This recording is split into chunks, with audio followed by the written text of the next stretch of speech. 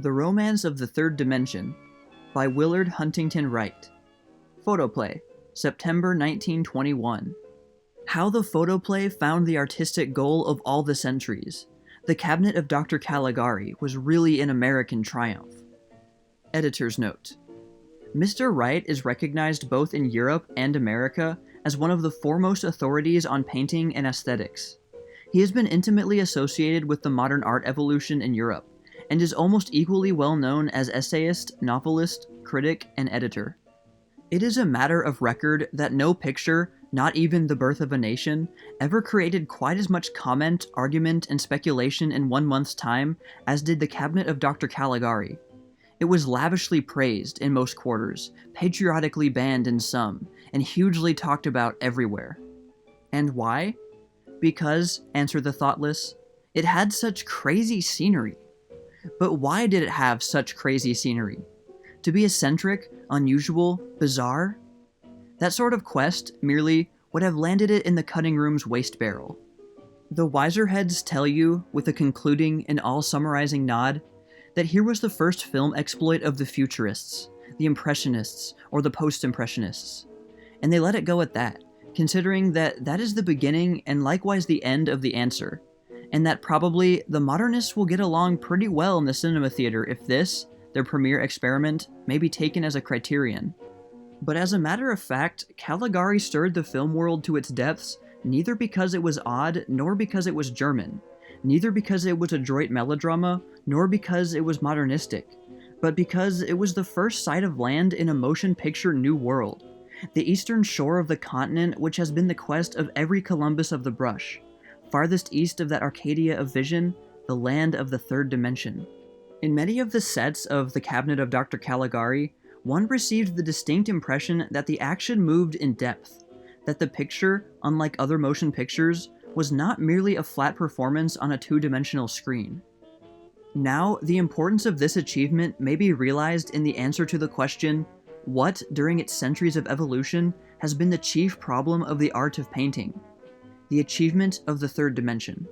From the hectic days of the Cinquecento, when old Leonardo, pausing from his bellicose labors of gunmaking for the bloody Cesare Borgia, wrote his famous Trattato della Pittura, down to the most recent manifesto of the latest neo-ultimo futurists of Greenwich Village, you will find that painters large and small, conservative and revolutionary, famous and obscure, have ever been sedulously hounding the trail of that same third dimension.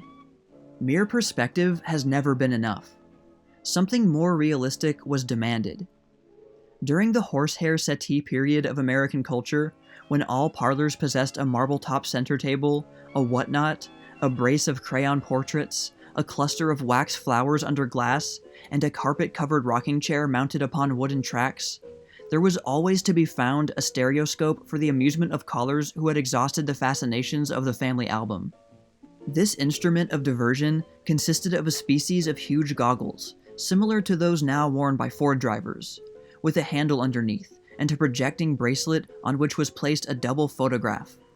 By adjusting this photograph and peering through the goggles, one could see the Capitol at Washington, Niagara Falls, the Yosemite Valley, or the stalactites of Mammoth Cave, all set off in bold relief and apparently possessing 3 dimensions. Now, it is exactly this effect which painters have always endeavored to obtain. With but a flat surface to work on, they have realized that depth, or rather the illusion of depth, was needed to give their pictures solidity and form and verisimilitude.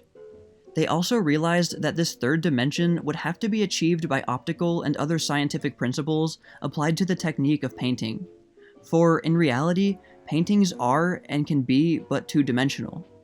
Now, when we look at an object in nature, we do so with 2 eyes, and we necessarily get 2 distinct impressions of that object, as anyone can prove by closing first one eye and then the other. These 2 impressions differ slightly from each other because our 2 eyes look at the object from slightly different angles, and it is the focusing or superimposing of these 2 dimensions which creates the sense of depth, 3 dimensions, in ordinary vision. The double photograph used with a stereoscope consists merely of these 2 impressions, each snapped at a little different angle, which, when looked at through a certain kind of split lens, becomes one picture and appear to have depth. The stereoscope, in other words, is merely a mechanical reproduction of our normal binocular vision. To a man with but one eye, the world is flat, and practically all painting up to modern times has been the vision of the one-eyed man. The modernists, who a few years ago were ridiculed as communards, lunatics, sensationalists, or mere fakers, recently discovered how to produce the effect of a third dimension, and by doing so, they solved the profoundest problem of painting, and one which has baffled the greatest artists and investigators for centuries. Consequently, in order to solve this problem, the modern painters first studied and experimented with the laws of optics, the mutability of related masses, the fluctuability of lines, the functioning elements of tones and colors, the laws of composition and organization, the principles of psychology and physiology, the emotional reactions to external stimuli, and numerous other aspects of the subject. Then they sought to apply these researches to painting, and to express them with a painter's technique. In short, to state the scientific principles which they had mastered in terms of pictorial art. The first experiments were something beyond all human understanding, but at last a few of the greater artists succeeded in producing pictures which gave the impression and the illusion of depth.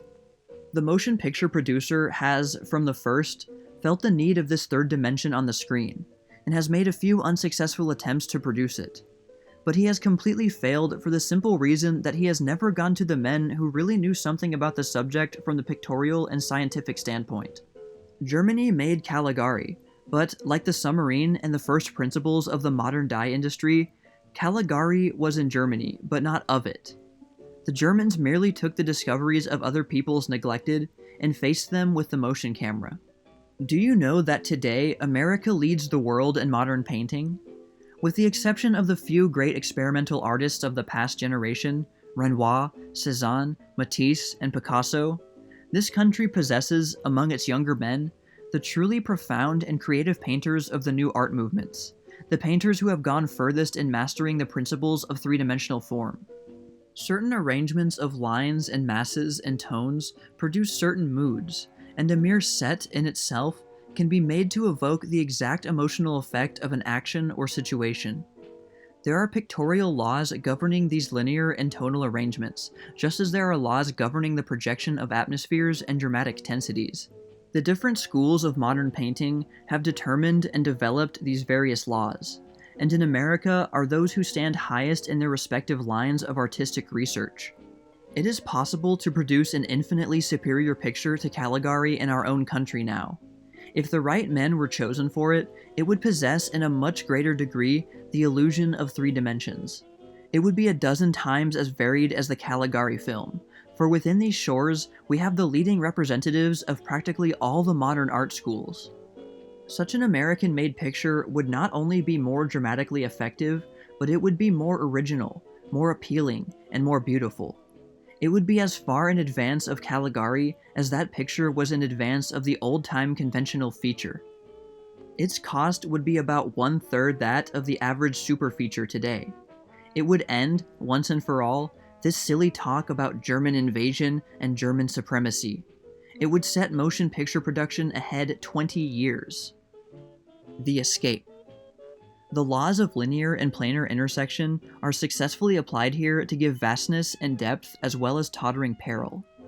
The body leans with the chimney, the leg, and elbow of the man, and the carried figure becomes a compositional mass in rigid accord with the focal lines and the contrasting tonal planes. The fluctuability of related lines in a two-eyed stereoscopic vision are here stated as a monocular impression. Dr. Caligari.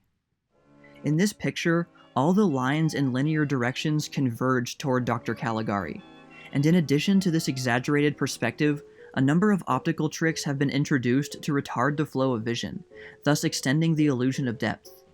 The oppositional vertical lines halt the vision, and even turn it back at certain points. The position of the cane, as well as that of the elbow, becomes an integral part of the linear design. The flight. Chaotic movement and fatigue are suggested by a multiplicity of intersecting curves, in dark tones, contrasted with the straight lines of the bridge railings, in light tones. The body of the man, his arms and legs, as well as the body of the supported figure, are curved in the same manner as the lampposts and the cactus-like plants, giving unity to the movement of the picture's composition. Distorted and exaggerated perspective has also been added to the receding lines and the counterbalanced tones, for the purpose of intensifying the illusion of depth. The village street. The arrangement of lines and directions are based on an envisagement of the binocular curvatures, the focal point being the three figures. Thus, the vision is repressed by the curved lines alternately leaning inward, and is carried back by the implication of lines leaning toward and away from the eye. The stereoscopic principle, intricately applied, gives to this shallow scene the sensation of extended three-dimensional space. The murdered man. The dramatic contrast of tones, the violent chiaroscura, and the converging lines of diminished lights focusing the attention on the bed, produce the suggestion of the ominous and tragic, which is the emotional motif of this scene. There are no suspended rhythms or unresolved movements here.